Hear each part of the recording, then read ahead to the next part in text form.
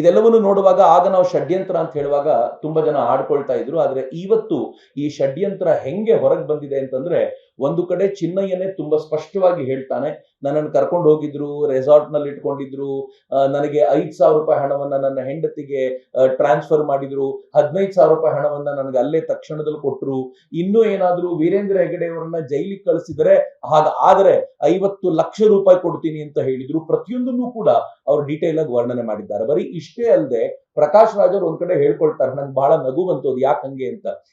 ಪ್ರಕಾಶ್ ರಾಜ್ ಹೇಳಿದ್ರಂತೆ, 29ನೇ ತಾರೀಕು ನಾನೇ ಬರ್ತೀನಿ, ಬಂದು ನೀನ್ ತಬ್ಕೊಳ್ತೀನಿ ಅಂತ. ಗೊತ್ತಿಲ್ಲ ನಂಗೆ ಈ ತರದೆಲ್ಲ ಯಾಕೆ ಹೇಳಿದ್ರು, ಏನದರ ಹಿಂದೆ ಅವರ ಉದ್ದೇಶ ಏನಿತ್ತೋ, ಅಥವಾ ತಾನು ಸೂಪರ್ ಸ್ಟಾರ್ ತಬ್ಬಿಕೊಂಡ್ರೆ ಎಲ್ರಿಗೂ ಖುಷಿ ಆಗ್ಬೋದು ಅನ್ನುವಂತ ಅವ್ರ ಭಾವನೆ ಇದ್ದಿರ್ಬೋದು, ಗೊತ್ತಿಲ್ಲ. ಆದ್ರೆ ಈ ತರದ ಮಾತುಗಳನ್ನ ಅವ್ರು ಹೇಳಿದ್ದಾರೆ. ಎಲ್ಲಕ್ಕಿಂತಲೂ ಗಂಭೀರವಾದ ಸಂಗತಿ ಅಂತಂದ್ರೆ, ನಾವು ಕಳೆದ ಈ SIT ರಚನೆ ಆದಾಗ್ಲಿಂದಲೂ ಇದರ ಕುರಿತಂತೆ ಮಾತನಾಡ್ತಾ ಬಂದಿದ್ದೀವಿ. SIT ರಚನೆಯ ಹಿಂದೆಯೂ ಕೂಡ ಒಂದು ಇಡೀ ತಂಡ ಇದರ ಷಡ್ಯಂತ್ರದ ಪಾತ್ರವನ್ನ ವಹಿಸಿತ್ತು ಅಂತ ನಮ್ಗೆಲ್ರಿಗೂ ಗೊತ್ತಿದೆ. ನಾನು ತುಂಬಾ ಗಂಭೀರವಾದ ಆರೋಪ ಮಾಡ್ತೀನಿ, ಒಂದು ತಂಡ ಸ್ವತಃ ಸಿದ್ದರಾಮಯ್ಯನವರ ಆಸುಪಾಸಿನಲ್ಲೇ ಕೂತ್ಕೊಂಡು ಈ ಕೆಲಸ ಮಾಡ್ತಾ ಇತ್ತು. ಆ ನಂತರ ಆ ತಂಡ ಅತಂತ್ರವಾಗಿ ಹೋಗಿದೆ ಇವತ್ತು ಅನ್ನೋದು ಕೂಡ ನಮ್ಗೆಲ್ರಿಗೂ ಗೊತ್ತಿದೆ. ಆ ತಂತ್ರ ಅಲ್ಲೇ ಆ ಗುಂಪು ಅಲ್ಲೇ ಕುಳಿತುಕೊಂಡು ಅವರು ಈ SIT ಫಾರ್ಮ್ ಮಾಡಬೇಕು ಅಂತ ಹೇಳಿದ್ದಲ್ಲದೆ, ಈ ಒಬ್ರು ಮಂತ್ರಿ ಆಗಿದ್ದವರು ಸ್ಪಷ್ಟವಾಗಿ ಹೇಳಿದ್ರು, ಎಡಪಂಥೀಯರ ಒತ್ತಡದ ಮೇಲೆಯೇ ನಾವು ಈ SIT ಮಾಡ್ತಾ ಇದ್ದೀವಿ ಅಂತ ಒಪ್ಪಿಕೊಳ್ಳುವ ಮಟ್ಟಿಗೆ ಅವ್ರು ಬಂದ್ರು.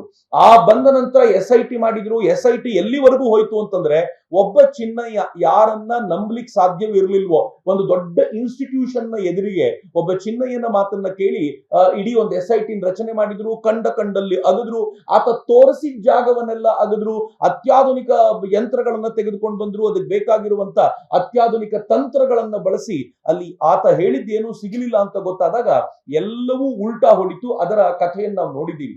ಆದ್ರೆ ಅದೇ ಚಿನ್ನಯ್ಯ ಇವತ್ ನಿಂತ್ಕೊಂಡು ಕೋರ್ಟಿನ ಮುಂದೆ ಹೇಳ್ತಾ ಇದ್ದಾನೆ, ನನಗೆ ಇದಕ್ಕೋಸ್ಕರವೇ ದುಡ್ಡು ಕೊಡ್ಲಾಯ್ತು, ಈ ತರ ಮಾಡು ಅಂತ ಹೇಳಲಾಯ್ತು, ಹೀಗ್ ಮಾಡಿದ್ರೆ ಇಷ್ಟು ದುಡ್ಡು ಕೊಡ್ತೀನಿ ಅಂತ ಆಮಿಷ ಒಡ್ಡಲಾಯ್ತು ಅಂತ ಆತ ಕೋರ್ಟ್ ನಲ್ಲಿ ಕರ್ನಾಟಕ ಸರ್ಕಾರವೇ ಒಂದು ಪ್ರತಿವಾದಿಯಾಗಿರುವಂತ ಆ ವ್ಯವಸ್ಥೆಯಲ್ಲಿ ತಾನು ಹೇಳ್ತಿದ್ದಾನೆ ಅಂತಂದಾಗ, ಇದು ಸರ್ಕಾರದ ಜವಾಬ್ದಾರಿ. ಚಿನ್ನಯ್ಯ ಏನ್ ಹೇಳಿದ್ದಾನೋ ಅದು ನೇರವಾಗಿ ಸರ್ಕಾರದ ಮೇಲೆ ಆರೋಪ. ಯಾಕೆಂದ್ರೆ ನಾನು ಹೇಳಿದ್ದ ಕಾರಣಕ್ಕೋಸ್ಕರ ನೀವು SIT ಮಾಡಿದ್ದೀರಾ, ಇಡೀ ನನ್ನ ಮತ್ತು ನಿಮ್ಮ ಕೋಟ್ಯಂತರ ರೂಪಾಯಿ ತೆರಿಗೆ ಹಣವನ್ನ ಇದಕ್ಕೋಸ್ಕರ ಖರ್ಚು ಮಾಡಲಾಗಿದೆ, ಒಬ್ಬ ಚಿನ್ನಯ್ಯ ಹೇಳಿದ ಅಂತ. ಆದ್ರೆ ಈ ಚಿನ್ನಯ್ಯನಿಗೆ ಹೇಳು ಅಂತ ಹೇಳಿದ್ಯಾರು? ಆತ ತುಂಬಾ ಸ್ಪಷ್ಟವಾಗಿ ಹೇಳ್ತಿದ್ದಾನೆ, ಇಂಥವ್ರು ನನಗೆ ಹೇಳಿದ್ದಾರೆ ಅಂತಂದ್ರೆ ಇದು ಬರೀ ಒಂದು ಸರ್ಕಾರಕ್ಕೆ ಮೋಸ ಅಲ್ಲ, ಇದು ಕರ್ನಾಟಕದ 7 ಕೋಟಿ ಜನಕ್ಕೆ ಮಾಡಿದ ಮೋಸ ಅಂತ.